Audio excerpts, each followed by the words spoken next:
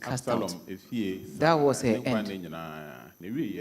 And Absalom said, Tamar, this is your own brother. So you don't worry. Don't take it to heart. But he knew what he was planning. For 2 years. Yes, he was scheming.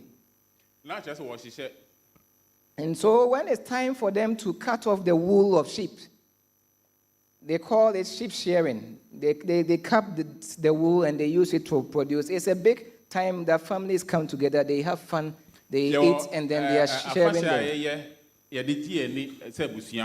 And so he also schemed. He went to his father, the king. He says, Dad, I'm going to have my sheep shearing. Can you and your men come? Knowing that the dad will not go. So when David said, no, I can't come. Then he said, then let all my brothers come, including Amnon. And David said, why do you want Amnon to come? He said, Dad, but it's me and all my brothers. Why shouldn't my brother come? So eventually David told, okay, go. Amnon, you can all go. And Absalom told his men, when we are feasting and we are drinking and we get to a point where we've made merry, we will strike Amnon. So Absalom eventually killed his own brother in the sight of all his brothers. And they ran away. And when this message got to David,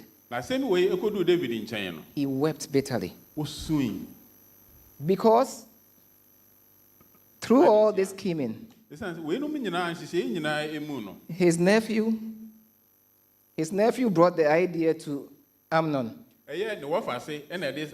And Amnon used David. Oh, I am sick. Tell my sister to come. And he gave the command. And Absalom too used David. Oh, I am having parties. Send your son. And Absalom eventually had to run away. The sad thing is, after Absalom had left for years, Joab eventually persuaded David for Absalom to come back because he had been banished. Eventually, Absalom came, but David said, I don't want to see him. So 2 years, Absalom was back in Jerusalem, but David had not seen him. And he calls for Joab. I need you, I need you. Joab is not coming. So Absalom sent his servants, go and burn his farm. And Joab went back to Absalom. Why did you do this? He said, I called you, you were not coming. That's why.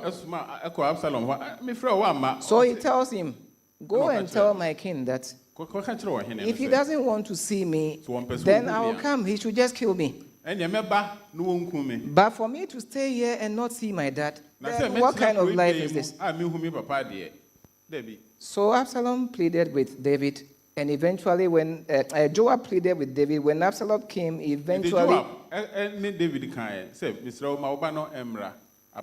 eventually a father who loves his son, he kissed him. But Absalom was doing all this because he wanted to finish his dad and take the throne. So when finally Absalom had the chance to come back, he stood at the gate. And when people were coming in to see the king, he was scheming. If I am the king, you will not go through this. And eventually, he won the hearts of all Israel.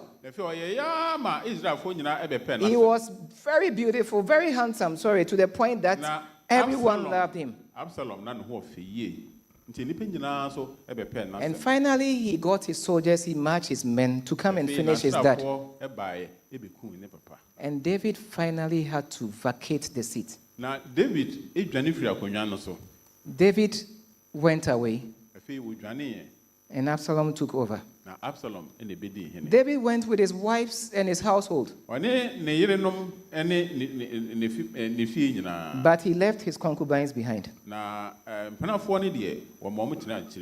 Samuel 16:22. What did Absalom do? So Absalom asked, David's counselor Ahithophel, who the Bible said when he gave counsel, they were like God himself speaking, was in Absalom's camp. So he asked Ahithophel, what should I do?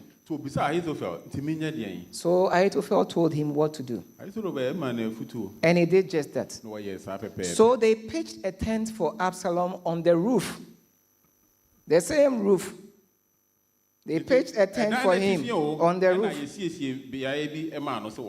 And Absalom slept with all his father's wives, the concubines, one after the other. And the young men were there watching. And they were hailing him.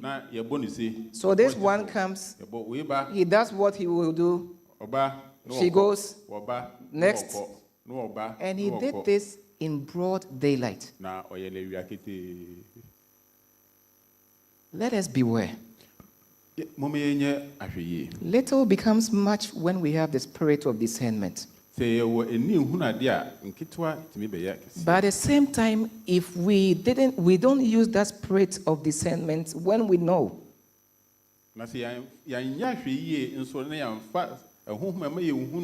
One little wrong turn will cause serious consequences for us. In the long run, after David had run away, Ahithophel came up with a plan to kill David. But one of David's friends, who was so loyal, went into Absalom's camp and pretended as if he beloved Absalom. But after Ahithophel had given the advice, they asked him, what do you think?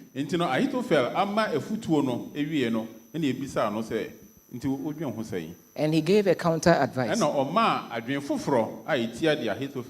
And Absalom and the young men said, oh, we will go with this. And quickly he sent message to David.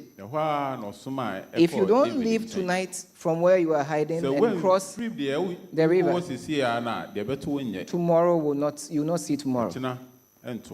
And that's how David's life was spared. And so after now this counsel had been taken, and Absalom marched all his soldiers to pursue his father and kill him. In that war, he lost. And David had pleaded with Joab and there were three of them, Joab, Ittai, and a third man. Please deal gently with the young man. Please deal gently with the young man. But Joab trusted 3 spears into his heart. And they killed Absalom. And David mourned again. So just one wrong turn. All this confusion in his house. His son raped his daughter. He lost the first child that Bathsheba gave him. He lost his second son, Amnon. And eventually he lost the third son, Absalom. And that is how come Solomon, who was given to him yet again by Bathsheba, became the next king.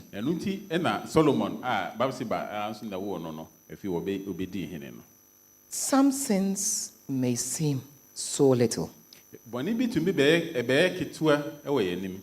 Other times we may say, oh, just once. But let us beware. There